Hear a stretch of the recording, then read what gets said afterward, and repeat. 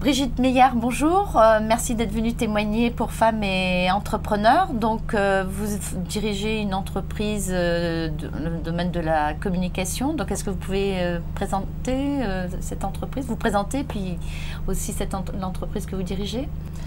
Bonjour, je suis Brigitte Meyer, j'ai 50 ans, je dirige une entreprise de communication qui est basée à Metz et à Nancy, que j'ai créée en 88 avec mon mari. C'est une entreprise de communication plurimédia, donc on travaille à la fois sur une partie conseil aux entreprises et aux institutions, et puis sur une partie aussi réalisation de supports de communication print et multimédia. Très bien. Donc, par rapport à votre formation, votre parcours, qu'est-ce qui vous a amené justement vers la communication, puisque je crois qu'au départ, vous n'étiez pas programmé pour ça? Non, j'ai fait des études de lettres et d'histoire de l'art, donc qui sont fort intéressantes, mais enfin très éloignées du monde de l'entreprise. Et puis j'ai rencontré mon mari qui était designer graphique.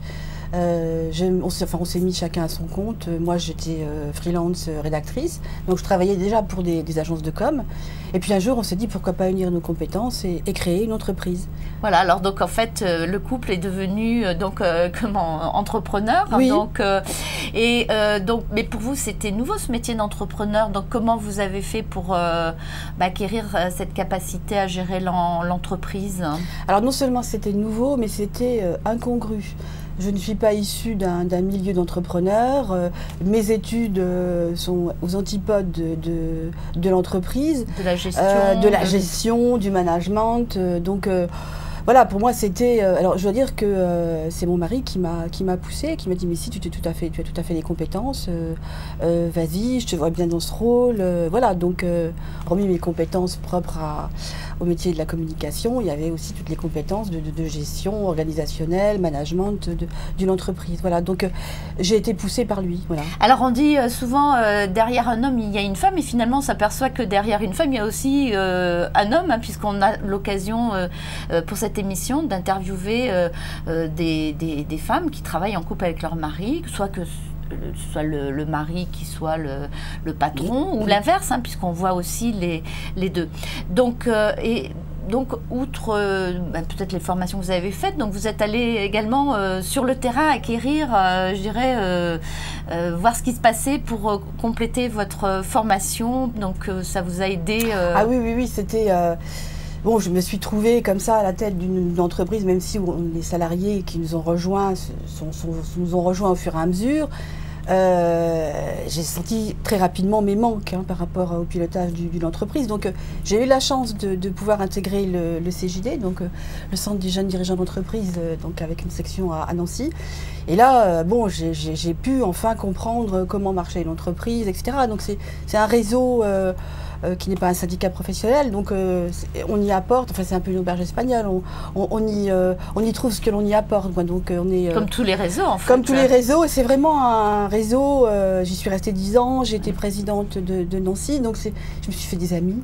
Donc voilà, c'est vraiment pour moi, ça a été une étape qui m'a marquée, qui m'a vraiment aidée à prendre la mesure de l'entreprise et de la gestion et du pilotage d'une entreprise. Oui, parce que parfois, il y a le débat, est-ce qu'on est entrepreneur ou on le devient? Donc, finalement, je crois qu'à partir du moment où on a conscience de certaines limites et qu'on les compense et qu'on cherche à progresser, oui. On y arrive. Absolument. Hein, voilà. Donc aujourd'hui, vous êtes... Voilà, moi, c'est le CJD qui m'a aidée dans ma démarche. Voilà. Donc, alors, outre ces fonctions au CJD, donc, vous avez aussi décidé de vous investir sur le plan politique, la politique locale, donc dans la commune. Donc, qu'est-ce qui vous a conduite à cela? Parce que vous aviez déjà de quoi vous occuper, donc oui, plus les enfants. Donc, quel a été le déclic ou la motivation?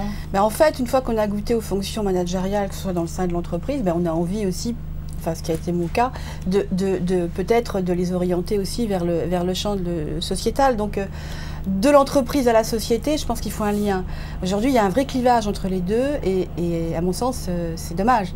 L'entreprise ne doit pas tourner le dos à la société et inversement. Donc, voilà. Ça s'est fait naturellement parce que ça vous paraissait logique de... Oui, puis là aussi, c'est vrai que là, pour le coup, mon entourage familial qui était impliqué dans des fonctions électives m'a aussi un peu amené à ça. Et voilà, donc je trouve que c'est important. Et comment ça se passe? Est-ce que finalement, les femmes ne sont pas encore si nombreuses que ça, mais est-ce que vous trouvez que c'est plus difficile pour une femme que pour un homme? Donc, parce que je suis supposée poser la question, donc voilà, est-ce que vous pensez que c'est plus dur pour vous que pour un homme? Mais oui, c'est plus dur. Une femme, elle doit, je sais pas, elle doit être à 30 ou 50% plus performante qu'un homme, que ce soit dans le champ, donc, y compris dans l'engagement. Ouais. Oui, parce qu'on va souvent remettre en cause ses compétences, ce qu'on ne fait pas Il forcément paraît que les femmes ne pour un sont homme. pas compétentes en politique. Ben non, les femmes ne sont pas forcément compétentes. En plus, si elles ont un physique agréable, c'est forcément, elles le sont d'autant moins. Enfin, je veux dire, après,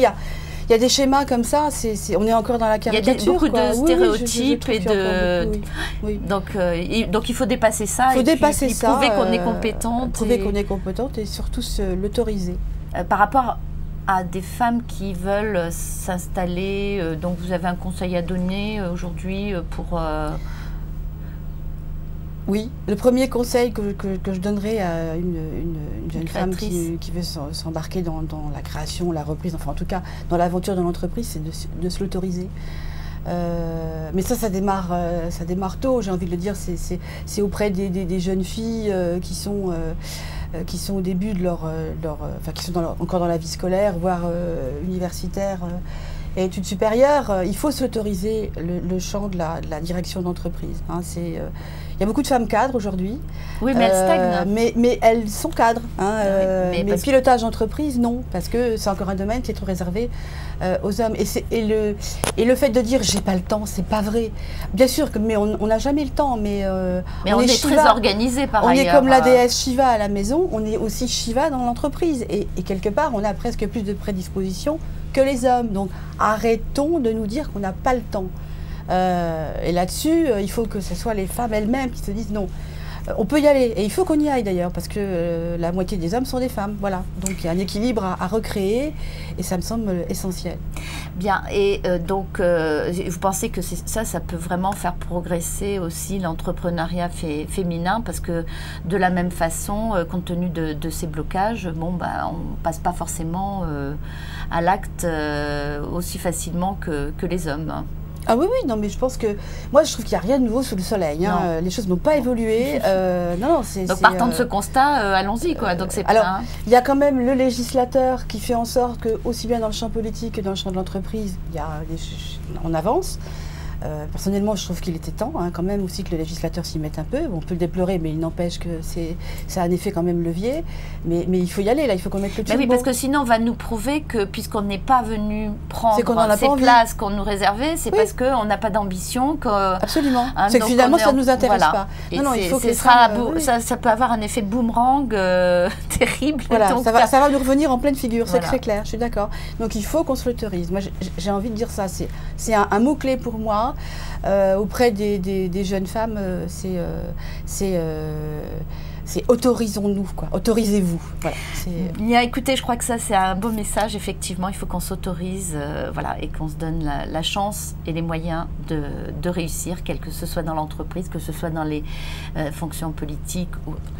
Eh bien, merci Brigitte Meyer, et puis bonne continuation dans votre entreprise. Merci et à dans vous. votre action sur le terrain.